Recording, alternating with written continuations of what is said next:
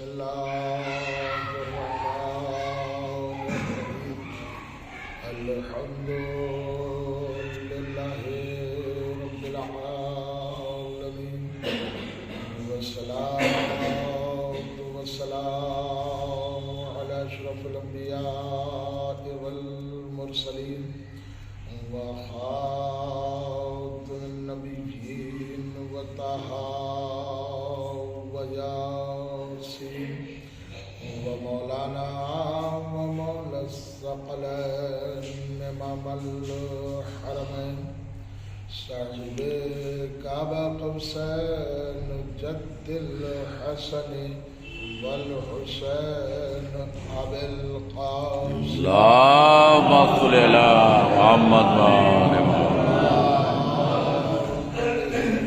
أهل بيته الطيبين الطاهرين المعصومين المظلومين ولعنة الله على أعدائهم ومنكر فضائلهم وغاسلي حقوقهم أجمعين من الآن إلى قيام يوم الدين.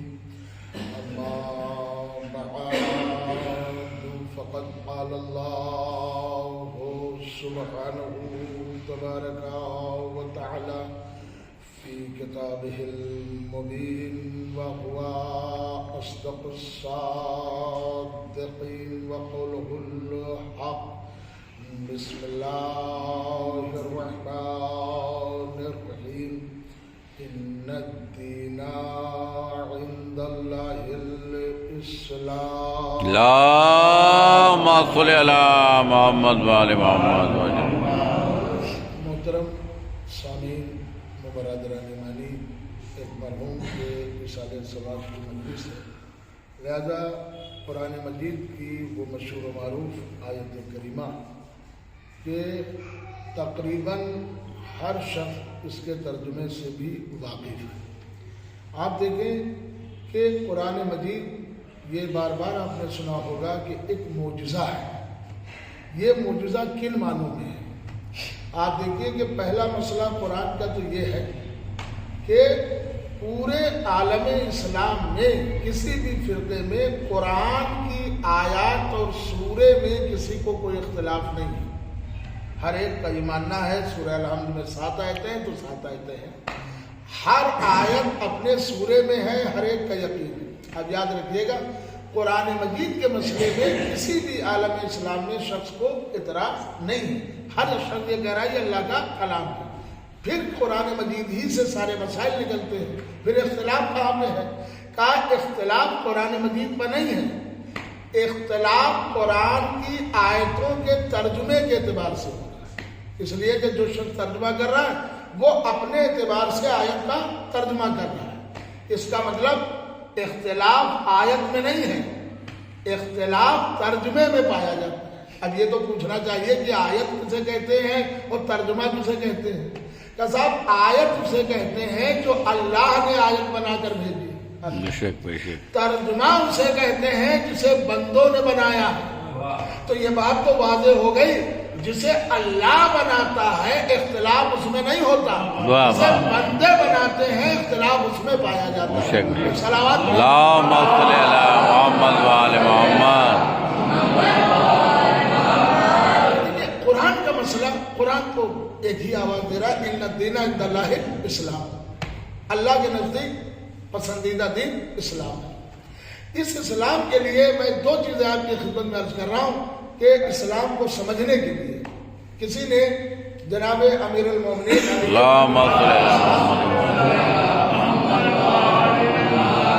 یہ حیات انسانی کے سنوارنے والے معصوم، انسانوں کی زندگی کو سنوارنے والے. کیسے سنوارا جائے؟ یاد رکھیے گا، ہر چیز اپنی اصل سے پہچانی جاتی ہے. یہ کوئی ضروری نہیں ہے کہ ہم کہہ جائیں کہ صاحب ہم انسان ہیں اور ہم انسان ہوں گے. نہیں، یہ اسلام ہے. منطق کا مطلب ہوتا ہے شارٹ میں اس کا ایک جواب تیار کیا جاتا ہے. یہ تعریف ہے. مثال کے طور پر پتھر میں اگر سختی نہیں ہے تو پتھر نہیں، پھول میں اگر نرمی نہیں ہے تو پھر پھول نہیں. پھر میں لفظوں کو بدل کر کہہ رہا ہوں، پتھر میں اگر سختی نہیں تو پتھر نہیں، موم میں اگر نرمی نہیں تو موم نہیں، اور پھول میں اگر خوشبو نہیں تو پھول نہیں، پھر انسان میں اگر انسانیت نہیں تو پھر وہ انسان نہیں۔ انسان اپنی انسانیت کی وجہ سے، انسان مال و دولت کی وجہ سے نہیں پہچانا گیا، انسان شکل و صورت کی وجہ سے نہیں پہچانا گیا، انسان اپنی انسانیت کی وجہ سے۔ اب اس کا شمار دیکھیے، اسی لیے جناب مولا علی نے ارشاد فرمایا اسلام کے دو پارٹ، دو حصے ہیں اسلام کے، ایک کا نام ہے نماز اور ایک کا نام ہے زکوٰۃ۔ یہ معصوم نے فرمایا نماز اللہ سے رابطے کا نام ہے، زکوٰۃ بندوں سے رابطے کا نام ہے۔ اسی کو شہید آیت اللہ باقر الصدر ان کی کتاب ہے اسلام کے اوپر، اس میں انہوں نے تحریر فرمایا ہے کہ نماز بندگی ہے، زکوٰۃ زندگی ہے۔ نماز بندگی ہے، نماز بندگی ہے، زکوٰۃ زندگی ہے۔ بندگی اور زندگی کو جب ایک جا کرو گے تو اسلام بنے گا۔ اس کا مطلب ہے کہ خالی نماز بھی اسلام نہیں اور خالی زکوٰۃ بھی اسلام نہیں۔ اسی لیے ہمارے اور آپ کے 8ویں امام حضرت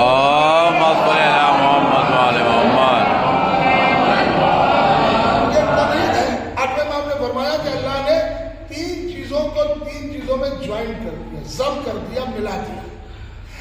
اب اگر اس میں ایک چیز لی جائے گی تو دوسری چیز یہ فائدہ نہیں دے گی۔ پوچھا گیا مولا وہ کیا؟ امام نے فرمایا اللہ نے نماز کو زکوٰۃ کے ساتھ ملایا۔ ہر جگہ اقیموا الصلاۃ وآتوا الزکاۃ، یقیمون الصلاۃ ویؤتون الزکاۃ، یہاں تک کہ زیارت وارثہ میں بھی یہی پڑھتے ہیں آپ کہ قد اقمت الصلاۃ وآتیت الزکاۃ۔ تو نماز کے لیے امام نے فرمایا، جو امام نے اللہ نے نماز کو زکوٰۃ کے ساتھ ملا دیا، ضم کر دیا۔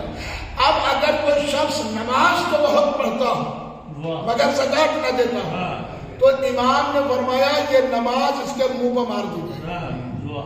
مجھے تیری نماز نہیں چاہیے، پروردگار تیری عبادت ہے کہ نہیں چاہیے، کیوں کہ تو نے بندوں کا حق نہیں دیا۔ تو جو فقیر کا حق ادا نہ کرے اللہ اس کی عبادت کو قبول نہیں کرتا، تو جناب امیر کا حق ادا نہ کرے۔ نماز کو دیکھیں 8ویں امام نے فرمایا اللہ نے تین چیزوں میں ضم کر دیا، ملا دیا۔ نماز کو اللہ نے زکوٰۃ کے ساتھ ملایا۔ اگر کوئی شخص نماز پڑھتا ہو اگر زکوٰۃ نہ نکالتا ہو تو نماز اس کے منہ پر ملے۔ آگے امام فرماتے ہیں اللہ نے اپنی اطاعت کو، اپنی عبادت کو ماں باپ کی اطاعت کے ساتھ ملایا۔ قرآن میں بار بار ہے عبادت میری کرو اور ماں باپ کا کہنا مانو۔ اب اگر کوئی شخص اللہ کی عبادت تو کرتا ہو مگر ماں باپ کا حکم نہ مانتا ہو تو یہ اطاعت حشر کے دن اللہ اس کے منہ پر مار دے گا۔ آگے امام فرماتے ہیں اللہ نے صلہ رحم کو تقوی کے ساتھ ملا دیا، پرہیزگاری کے ساتھ۔ اب اگر انسان کے اندر پرہیزگاری بہت ہو، اللہ کا خوف بہت رکھتا ہو مگر عزیزوں کے ساتھ صلہ رحمی نہ کرتا ہو تو امام نے فرمایا یہ پرہیزگاری اس کے منہ پر مار دی گئی۔ اس کا مطلب پرہیزگاری ہے تو رشتہ داروں سے حسن سلوک۔ اس لیے پیغمبر اسلام حضرت محمد اللہم صلی علی محمد وآل محمد کتاب میں کہ پیغمبر نے خواب دیکھا کہ جناب جعفر طیار جناب حمزہ بہت آرام سے جنت کے دریچے کھلے۔ تو سوال کیا نبی نے کہ آخر آپ کو یہ جگہ کیسے ملی؟ کہا اللہ کے رسول مجھے 3 چیزوں کی وجہ سے ملی۔ کیا کہ پہلے جو ہم اپنے رشتہ داروں کے ساتھ اچھا سلوک کرتے تھے، دوسرے ہم پیاسوں کو پانی پلاتے تھے، تیسرے علی کی محبت پر دنیا میں ہم نے زندگی گزاری۔ اس کا مطلب ہے پیاسوں کو پانی پلانا یہ حشر میں کام ہے اور علی کی محبت یہ حشر میں کام ہے۔ تو اسلام کا ایک نظریہ جو اسلام نے پیش کیا ہے نماز کے ساتھ زکوٰۃ۔ اسی لیے کسی نے مولانا سے پوچھا کہ یا علی 2 چیزیں ہیں، جنت ہے اور ایک مسجد ہے، ہم کیا کہیں؟ معصوم نے فرمایا جنت اوپر ہے اور مسجد نیچے ہے۔ مگر مولانا سے پوچھا گیا یا علی ان دونوں میں اچھی چیز کون ہے؟ کہا مجھے جنت میں بیٹھنے سے زیادہ مسجد میں بیٹھنا اچھا لگتا ہے. بڑا حساس ہوگا. ہم لوگوں کو تو جنت مل جائے تو مسجد میں جانے کا دل نہ کرے، مگر مولا فرما رہے ہیں جنت میں بیٹھنے سے زیادہ مجھے مسجد میں بیٹھنا اچھا لگتا ہے. اچھا یہ بھی آپ یاد رکھیں، ابھی ہم کہہ دیتے ہیں، سبھی کہتے ہیں اللہ ہم کو جنت نصیب کرے. قیامت سے پہلے نہ کوئی جنت میں جائے گا نہ کوئی جہنم میں جائے گا. یہ بھی آپ یاد رکھیں. یہی برزخ ہے، یعنی جیسے عمل ہوں گے اسی کی قبر کو جنت بنا دی جائے گی، اسی کی قبر کو جہنم بنا دیا جائے گا. یہ عمل سے متعلق ہے. ابھی جنت و جہنم نہیں ہے. لیکن اب عزیزوں یاد رکھیے گا، جب مولا علی سے پوچھا گیا کہ یا علی، مولا علی سے کہ آپ کے نزدیک اس کی تعریف کریے، تو کہا مجھے جنت میں بیٹھنے سے زیادہ مسجد میں بیٹھنا اچھا ہے. اچھا کیا منافق یہ پوچھ نہیں سکتے تھے یعنی جنت کوئی گیا نہیں، جنت میں بھی کوئی بیٹھنا نہیں، اور آپ کہہ رہے ہیں کہ مجھے مسجد میں بیٹھنے، جنت میں بیٹھنے سے زیادہ مسجد میں بیٹھنا اچھا لگتا ہے. تو عجب نہیں کہ منافق بھی جواب دے کہ اتنا تو ہم بھی جانتے ہیں کہ علی جہاں بیٹھ جائے وہ جگہ جنت ہے. علی جہاں بیٹھ جائے وہ جگہ جنت ہے. بس دلیل سن لیجیے. علامہ مقبول صاحب نے شہزادی جناب فضہ کے بارے میں کتاب لکھی، جس میں انہوں نے تحریر فرمایا. ذرا جملوں پہ غور کیجیے گا اہل بیت کی اطاعت میں کیا ہے. کہ فضہ تیری 3 دعائیں قبول ہیں، جو دل چاہے مانگے. ہم ہوتے تو دعا پہلے تو یہی مانگتے کبھی موت ہی نہ آئے، اور دوسری دعا مانگتے کہ کبھی غربت نہ آئے، اور تیسری دعا مانگتے کبھی بیماری نہ آئے. یہی تو ہوتی ہمیشہ. مگر فضہ سے تم کہا نہ ملے 3 دعائیں تمہاری قبول ہیں. تو پہلی دعا جو فضہ نے مانگی، آپ کتابیں پڑھ لیجیے دیکھیے، یہ ہے دعا مانگنے کا شعور. جناب فضہ نے کہا یا رسول اللہ، میری پہلی دعا یہ ہے کہ میں یہ چاہتی ہوں کہ مجھے اتنی عمر دی جائے کہ میں شہزادی زینب اور حسین کے ساتھ کربلا جاؤں. کہیے کیوں؟ کیا مجھے معلوم ہے کہ تنہائی میں بچپن کے عالم میں کربلا کے بارے میں گفتگو کرنا، مجھے زیادہ عرض نہیں کرنا. فضہ کے مقام کو اگر سمجھنا ہے تو اس طرح سمجھیے کہ کسی نے کہا صحابی نے فضہ تمہارا مقام کتنا بلند ہے، اب تمہاری عظمت کتنی ہے کہ نبی نے تم کو بیٹی سمجھا، حسنین نے تمہیں ماں کہا، فاطمہ زہرا نے تمہیں بہن کہا. اب تمہارے مقام اور منزلت اللہ کے نزدیک کتنی، اب تو تمہیں جنت ملے گی. تو فضہ نے کہا کہ صحابی اپنا سوال درست کیجیے. کہا کیوں؟ کہا یہ بتاؤ جنت کی ڈیفینیشن کیا ہے. کہا بیوی جنت وہی ہے جہاں رسول مالک جنت ہو، علی ساقی جنت ہو، فاطمہ خاتون جنت ہو، حسنین سردار جنت ہو. کہ وہی جنت ہے. کہا جنت اسی کو کہیں گے جہاں رسول مالک جنت ہو، علی ساقی جنت ہو، فاطمہ خاتون جنت ہو، حسنین سردار جنت ہو. تو کہا تم ہی بتاؤ میں انہی کے درمیان رہتی ہوں، یہ گھر جنت ہے کہ نہیں؟ تو فضہ نے اپنے عمل سے بتا دیا کہ جنت کسی اور شے کا نام نہیں ہے، اہل بیت کی خوشنودی پر عمل کرنے کا نام جنت ہے. بے شک بے شک. اللہم صلی علی محمد وعلی محمد. یا یا اللہم صلی علی محمد وعلی. اب میں پھر اسی طرف آ رہا ہوں. کچھ ہمارے ہاں لفظ وضع ہوئے ہیں، آپ دیکھیں گے ہم روز سنتے ہیں مگر غور نہیں کرتے. یاد رکھیے گا عربی زبان بڑی وسیع ہے. عربی زبان ایز اے سمندر اور اردو زبان ایز اے تالاب. تو تالاب اور سمندر دونوں میں فرق تو ہے. دنیا میں 3 حصے سمندر پائے جاتے ہیں.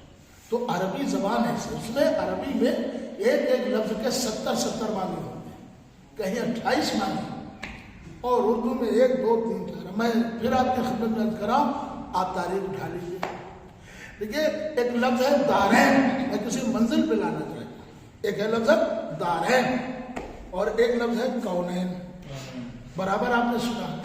دارین کے معنی کیا ہے؟ دونوں جہاں، دونوں دنیا، یعنی ایک جہاں اور ایک وہ جہاں. اکثر آپ نے مجلسوں میں اعلان میں بھی سنا ہوگا کہ آپ حضرات سے گزارش ہے کہ مجلس میں تشریف لے آئے اور ثواب دارین حاصل کریں. تو دارین کے معنی کیا ہے؟ دونوں جہاں، یعنی کچھ یہاں ملے گا اور کچھ وہاں ملے گا. تو جب دونوں جگہ کوئی چیز ملے گی تو اسے کیا کہیں گے؟ دارین. مکتب میں اسکول میں ہمیں گرامر کی جو سب سے پہلی کتاب پڑھائی گئی اس کا نام تھا میزان، سلطان المدارس لکھنؤ میں. تو اس میں پہلا سینٹنس جملہ یہی آیا، صدق اللہ تعالیٰ فی الدارین، اللہ تعالیٰ تم کو دونوں جہان میں نیک بخت عطا کرے، یعنی نیکی پہ رکھے تم. تو دارین مانے دونوں جہان. ذہن میں آ گئی بات؟ اب میں عرض کر رہا ہوں کونین، اس کے معنی بھی دونوں جہان. تو فرق کیوں ہوا؟ کچھ تو فرق ہے. جو کونین الگ بنایا گیا، لفظ دارین الگ بنایا گیا. اب آپ سمجھیے، میں پوری وضاحت کر رہا ہوں، کہیں لانا چاہتا ہوں تاکہ آپ کے ذہن عالیہ تک پہنچے. یہ کونین کے معنی کیا ہے اسی سے ملتا جلتا لیکن معنی تھوڑے بدلے ہوئے. کونین کہتے ہیں 7 طبق زمین اور 7 طبق آسمان، اللہ کا عرش، اللہ کی کرسی. قرآن میں اللہ نے کہا ہے وسع کرسیہ السماوات والارض، اور اللہ کی کرسی زمین اور آسمان سے بڑی. اب دیکھیں یہاں کرسی کے معنی خالی کرسی نہیں ہوں گے، کرسی کے معنی یہاں قدرت کے ہیں. صلوات ایک بابا سے بلند صلوات محمد وآل محمد. دیکھیے کونین ہمارے ہاں 14 معصومین میں کس کو کہا جاتا ہے؟ یا تو رسول خدا کے لیے کونین کا لفظ استعمال ہوتا ہے، یا تو فاطمہ زہرا کے لیے کونین کا لفظ استعمال ہوتا ہے. پوری توجہ، سیدہ کونین، یا تو فاطمہ زہرا کے ساتھ کونین کا لفظ، یا تو رسول خدا کے ساتھ کونین کا لفظ. یہ لفظ میں وسعت کیا ہے، کتنا پھیلاؤ. بھئی دارین سن لیا آپ نے، دونوں جہان. کونین کسے کہتے ہیں؟ 7 طبق زمین اور 7 آسمان، اللہ کا عرش، کرسی، چاند، سورج، ان سب کو جب یکجا کیا جائے تو اسے کونین کہیں گے. اب آ جائیے اور وضاحت کر دوں. اسی لیے ہمارے ہاں شاعروں نے کہاں پہ کون لفظ استعمال کرنا چاہیے استعمال کیا. ارے بھائی اسی لیے کسی شاعر نے بھی کہا کہ آج کونین کے منشور لکھے جائیں گے. دیکھیں لفظ کونین آ گیا. آج کونین کے منشور لکھے جائیں گے، قدسیوں لاؤ قلمدان علی بولتے ہیں. جب ماہر لکھنوی صاحب نے اپنے سلام میں کہا کہ سمٹا سمٹا تو ایک نقطے میں کونین آ گئے، سمٹا تو ایک نقطے میں کونین آ گئے، اور پھیلا تو کائنات پہ چھایا دل حسین. اللہم صل علی محمد وآل محمد. یہ سب اپنی جگہ. روپ کماری ہندو شاعر، کیا مرثیہ کہا، اس نے جب اسی کونین کو استعمال کیا، لفظ کونین، تو مولا علی کی ذات کو استعمال کیا. اب آپ دیکھیں کس جہت سے استعمال کیا. کونین آپ کے ذہن عالیہ تک بات پہنچ رہی نا. روپ کماری بھی کہتی ہے کہ اللہ سے ایک حرف جلی مانگ رہی ہے،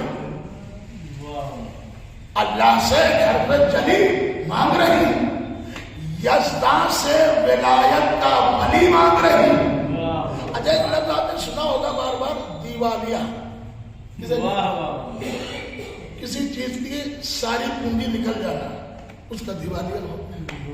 کوئی بینک سے پیسہ لے کر باہر چلا گیا، وہ کہا صاحب بینک کا دیوالیہ، برابر صبح و شام سنتے رہتے ہیں.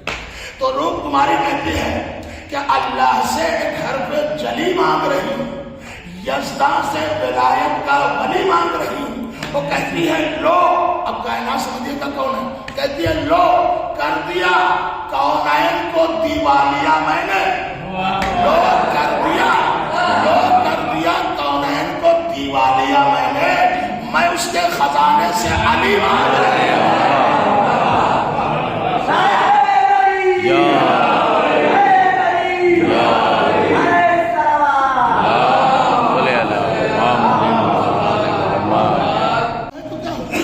کسی مسجد میں حصہ لے لو، کسی امام باڑے میں حصہ لے لو، اب جب تک یہ مسجد باقی ہے مرنے کے بعد بھی نام اعمال میں ثواب پہنچتا رہے گا.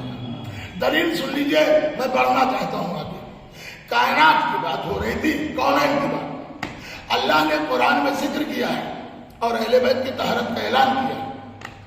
سارے لوگوں کو نبی نے ایک چادر میں جمع کیا.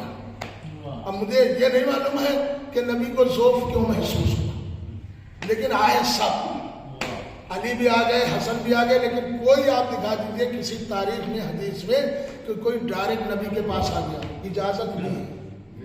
یہاں تک کہ حسن و حسین نے اجازت لی ہے۔ میں آپ سے پوچھ رہا ہوں، اگر کسی نے پڑھا ہو تو بتا دیجیے گا، میں اس کی شکایت کروں گا کہیں نہ کہیں، کہ رسول اللہ جب نماز پڑھا رہے تھے تو کیا امام حسین نے پوچھا تھا نانا آپ کی پشت پہ آ جائے؟ نانا آپ کی پشت کہیں آپ کو نہیں ملے گا، آ گئے تو آ گئے۔ لیکن جب قصہ میں آئے تو حسن نے بھی اجازت لی اور حسین نے بھی اجازت لی۔ مولوی رضا حسین صاحب اللہ امروہی نے اپنی کتاب میں لکھا اجازت کیوں لی؟ کہ اگر یہ دونوں بچے بغیر اجازت کے آ جاتے تو جھوٹے مورخین کے قلم چلتے کہ اعلان طہارت تو نبی و علی و فاطمہ کے لیے تھا، حسنین بچے تھے یوں ہی چلے گئے، لہذا اجازت لے کے بتایا یہ خالی ان کے لیے نہیں تھا، پورے پنجتن کے لیے اعلان تھا۔ اچھا دیکھیے، آپ بار بار پڑھتے ہیں اور سنتے رہتے ہیں، میں قریب جا رہا ہوں۔ اللہ نے کہا کہ جبریل دیکھو آج قصہ میں کائنات میں جتنے سردار ہیں، کائنات میں کونین کے جتنے سردار ہیں وہ کوئی بچنے نہ پائے، سب اس چادر میں آ جائے، اور سردار کے علاوہ اس میں کوئی آنے نہ پائے۔ اب آپ سنیں گے کسی نے چادر کا گوشہ ہلایا، آ جاؤ اور تم خیر پہو مگر وہیں رہو، چادر میں نہیں آ سکتے۔ تو یہ سرداروں کی بستی تھی۔ اب آپ کہیں گے کیسے؟ ارے بھائی کبھی غور کریے، پیغمبر ہے تمام نبیوں کے سردار، علی ہے تمام ولیوں کے سردار، فاطمہ ہے تمام عورتوں کی سردار، حسنین ہے جنت کے رہنے والوں کے سردار، اور جو جبریل آ گئے تو وہ تمام ملائکہ کے سردار۔ اس کا مطلب سارے سردار یکجا ہو گئے۔ اب یہیں سے بات ہو رہی جو میں عرض کرنا چاہتا ہوں، کچھ چیزیں ہیں کہ شاید ہم آپ نہ مانتے۔ ہمارے ہاں اللہ کی وحدت کو سپر پاور کہا گیا ہے۔ بس معصوم سے کسی نے کہا تو کہا دیکھو ہماری تعریف کرنا ہم بتاتے ہیں۔ معصوم مولانا نے خود فرمایا مجھے اپنا جیسا نہ سمجھو اور مجھے اللہ نہ کہو، مجھے اپنا جیسا نہ سمجھو اور مجھے اللہ نہ کہو، اس کے بعد جتنا تم ہمیں کہو گے ہم اس سے زیادہ بڑے ہیں۔ صلوات ہر حال میں جمعے کا غسل، اس لیے پیغمبر نے فرمایا جمعے کا غسل ایک ہفتے کے چھوٹے چھوٹے گناہوں کا کفارہ ہو جاتا ہے۔ صلوات محمد۔ جمعے کا غسل حاجت نہیں کرنا چاہیے، یہ واجب نہیں ہے لیکن اس کی تاکید ہے۔ خود پیغمبر نے فرمایا یا علی اگر تمہیں معلوم ہے کہ دوپہر میں غسل کرنے کا پانی نہیں ہوگا تو صبح غسل کر لو، اگر یہ بھی معلوم ہے جمعے کو غسل نہیں ہوگا تو جمعرات کو کر لو، اگر نہیں کیا ہے تو جمعے کے غروب ہونے سے پہلے، اگر یہ بھی نہیں ہے تو سنیچر کو قضا کرو۔ کسی سنت کی قضا ہے ہی نہیں سوائے غسل جمعہ۔ میں اس میں راز کا ہے پھر کبھی عرض کر دوں گا، مجھے آگے بڑھنا۔ شیخ صدوق علیہ رحمت اس کا مطلب ہے کہ قبر کے وہ حالات ہیں جو ہم تک کتابوں میں آئے۔ اسی کتاب میں جملہ تھا کہ آیت اللہ کہتے ہیں کہ جب میں قبر میں پہنچا تو مجھے چاروں طرف سے زمین نے دبانا شروع کیا۔ یہ ہر ایک کے ساتھ فشار قبر، جو زمین دباتی ہے وہ کوئی ہو، عالم ہو، جاہل ہو، سخی ہو، بخیل ہو، کوئی بھی ہو، فشار قبر ضرور ہے۔ لیکن نبی نے فرمایا چند لوگوں پر فشار قبر بھی نہیں ہوگا۔ اللہ کے رسول کون؟ کہا ایک وہ جو اپنے رشتہ داروں کے ساتھ اچھا سلوک کرتے ہیں۔ صلوات محمد والے محمد۔ اپنے رشتہ، یہ بڑا مشکل مسئلہ ہے، انسان دوسروں پہ خرچ کر دے گا، لیکن مولا علی نے فرمایا اگر تمہیں اللہ نے دولت دی ہے تو جو اپنے رشتہ دار کمزور ہیں پہلے ان پہ خرچ کرو۔ یہ شریعت کا حکم ہے، یہ قرآن کا حکم ہے۔ تو وہ کہتے ہیں کہ جب مجھے چاروں طرف سے زمین دبانے لگی اور کہا میرے لال، اسی کتاب کا جس کا میں نے ابھی حوالہ دیا کرامات العلماء، میرے لال کیڑے اور مکوڑے بھی کاٹ رہے ہیں۔ ایک دم سے کہتے میرے لال پتہ نہیں میرا ذہن کہاں سے آ گیا یہ ذہن میں کہ میں نے ایک بار کہا یا علی ادرکنی، وہ کہتے ہیں میرے لال ایسا لگا جیسے میری قبر روشنی سے بھر گئی. اب کہتے ہیں کہ میرے لال اب یہ نہ سمجھنا خالی علی کا نام علی ہے، علی کا ایک نام روشنی بھی ہے. اب سنیے، کہتے ہیں کہ میرے لال اب جو میں نے دیکھا تو نور کے حالے میں لپٹے ہوئے بزرگ. میں نے کہا آپ مولا آ گئے یا علی؟ ارے بڑا کرم ہوا. اب کہتے ہیں جیسے وہ بزرگ آئے تو میری قبر بڑھنا شروع ہو گئی، وسعت ہو رہی، کیڑے مکوڑے غائب ہو رہے. میں نے کہا میرے مولا علی آپ اس قبر میں مشکل منزل پائے. تو آواز آئی میں تمہارا پہلا علی نہیں ہوں. پھر آپ کون ہے؟ کہا میں تیرا 8واں امام علی رضا. اللہم صلی علی محمد وعلی محمد.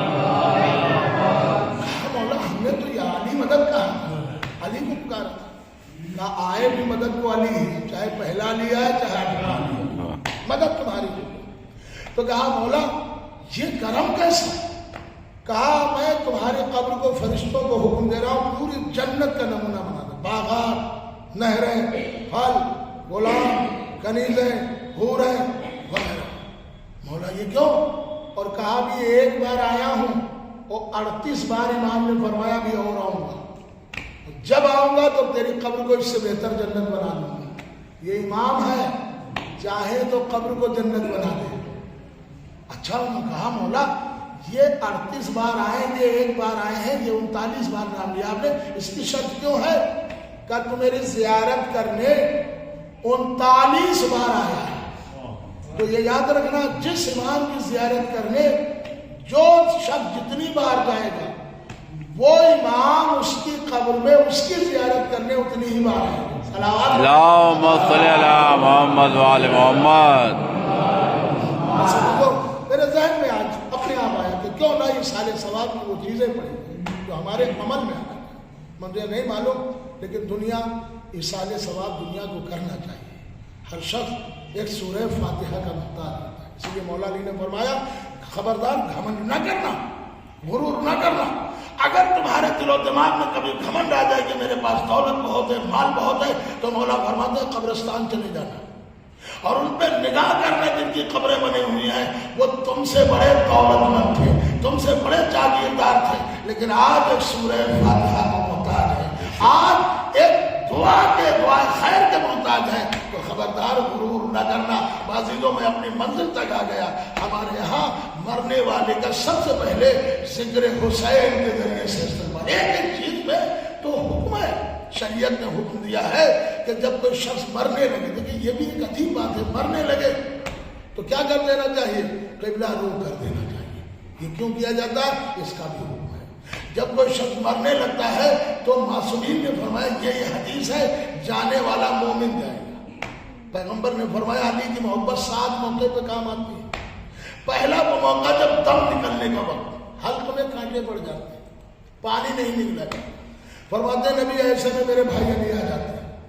اگر منافق اور کافر اور فاسق کوئی بھی ہو میرے بھائی علی ضرور آئیں گے. یہودی ہو، عیسائی ہو، کوئی بھی ہو میرے بھائی علی آئیں گے. لیکن انداز بدلے گا.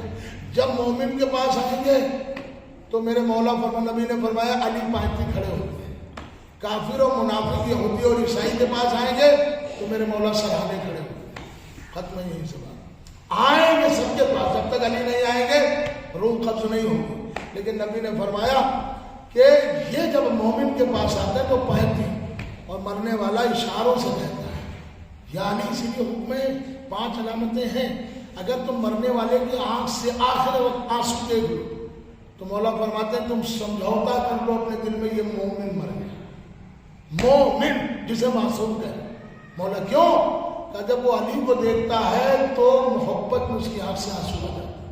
یہ پہلی زیارت ہے. یا علی آپ سراہنے آ جائیے، آپ پہنچی کیوں؟ آپ میرے مولا ہیں.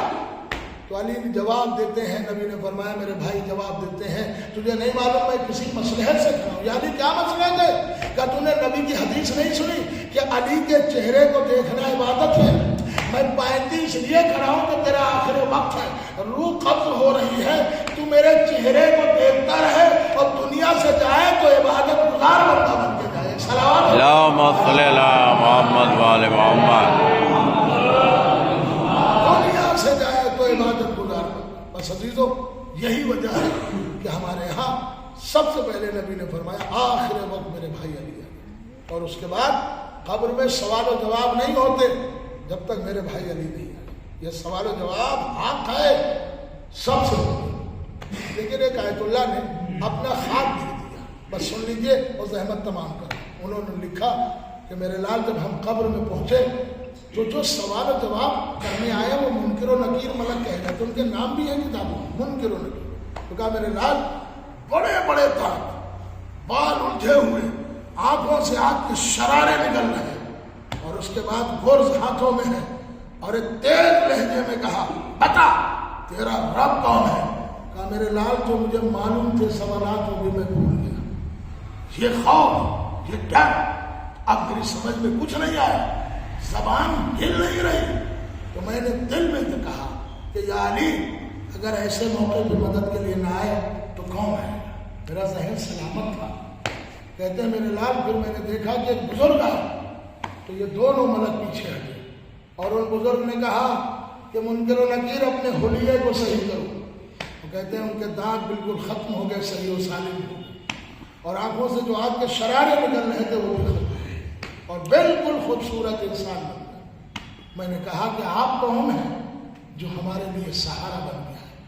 कहा तुझे मालूम नहीं मैं तेरा पहला इमाम हूं, मैं कब्र में इसलिए आया हूं ताकि सवाल जवाब हो।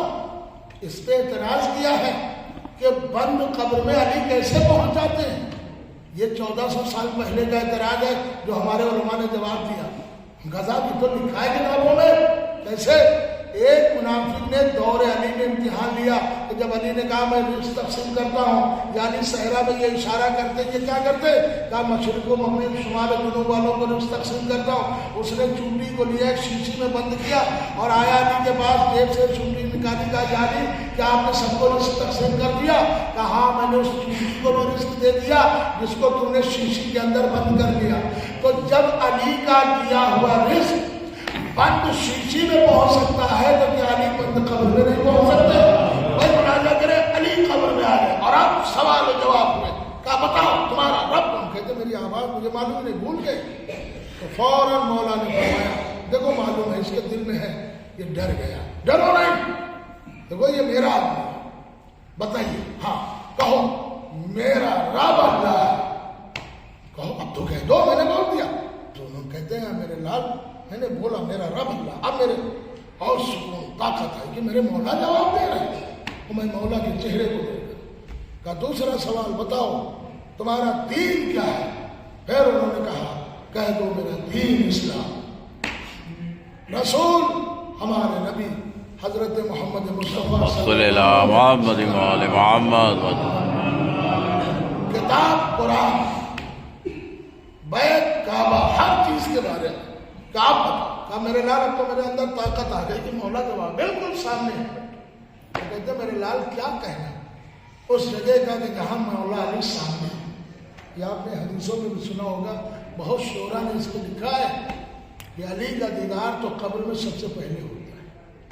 और अब जब कहा कि बता तेरे पहले इमाम कौन है, तो कहते हैं मैंने खाली कहा नहीं बल्कि इशारा भी किया कि ये देखो मेरे मौल पहले इमाम अली तशरीफ फरमा, यही मेरा इमाम है। अच्छा तो उन मलक ने कहा बताओ तुम्हारे दूसरे इमाम कौन है।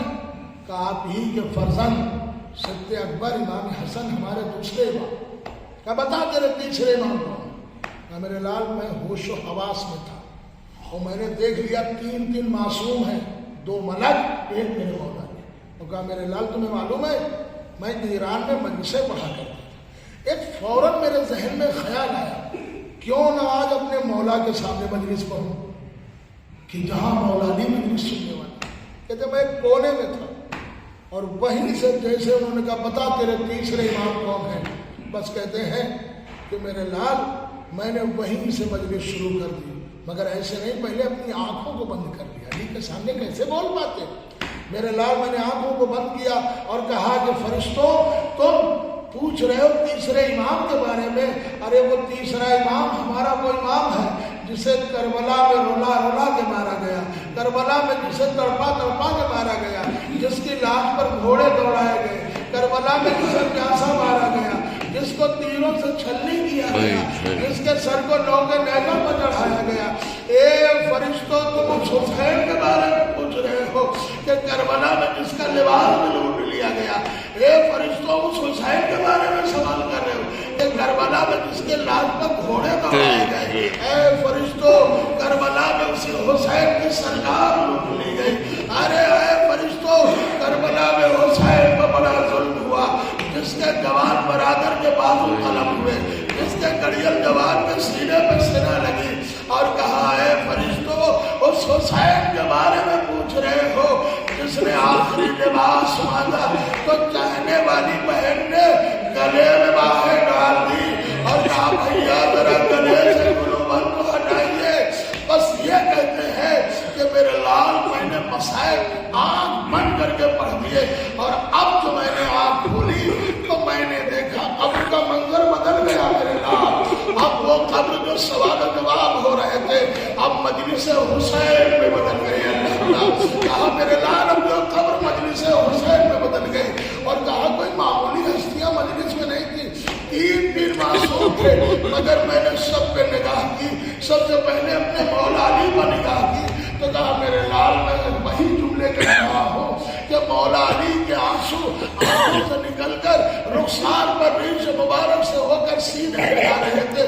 मलाइका का भी यही हाल था, हिचकियां बंधी जा रही थी, फरिश्तों की हिचकियां बंधी जा रही थी। नाद हुसैन पर अली रो रहे थे। जब देखे कब्र का मंजर बिल्कुल सन्नाटा हो गया, खामोश हो गया। अब क्या अली हुक्म करते हैं?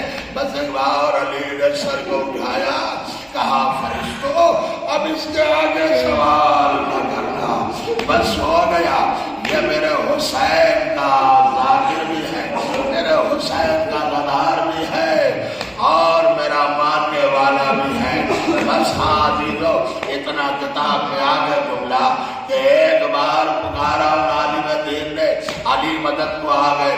मैं कहूँगा या अली, अरे कब्र में मोमिन ने पुकारा, आप मदद को पहुँच गए, लेकिन जब शाम गरीबा में आ गए, ज़ैनब आवाज़ दे रही है, एक तरफ शोधा के लाशें हैं, दूसरी तरफ वो बच्चे हैं, जले हुए खैमे हैं, सकीना तवाचे खाई हुई, सज्जाद का बिस्तर लुटा गया, बीवियों की चादरें छीन ली गई। और अब आहिस्ता आहिस्ता वो रात आई जिसे शाम गरीबा कहा जाता है। यहाँ पर शोरा भी है और उसके साथ साथ सामीन भी है। आपने सैकड़ों मजलिस में यही सुना होगा कि अंधेरी रात, सन्नाटी रात, खामोश रात। मैं कैसे अंधेरी रात मान लूं? आप किताबें पढ़िए, जब चांद पहली को निकलता है तो रोशनी बढ़ती है, 10 तारीख को रोशनी ज्यादा हो जाती है पहली की निस्बत। तो जब रोशनी इतनी थी चांद की तो ये नित्य का तारीख है कि करबला में शाम गरीबा में अंधेरा था, सन्नाटा था, एक हाथ को दूसरा हाथ नहीं दिख रहा था। जबकि चांद की रोशनी तो होना चाहिए। मैंने किताबों में पढ़ा है कि करबला में चांद को भी कहर लग गया।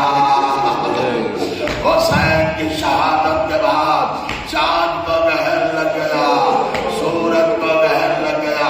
चांद ने भी अपनी रोशनी न फैलाई। ये कहकर मुझे मालूम है, अरे ये ज़हरा की बेटियां है, बेरिदा है, मैं कुछ और नहीं कर सकती नबी साथियों।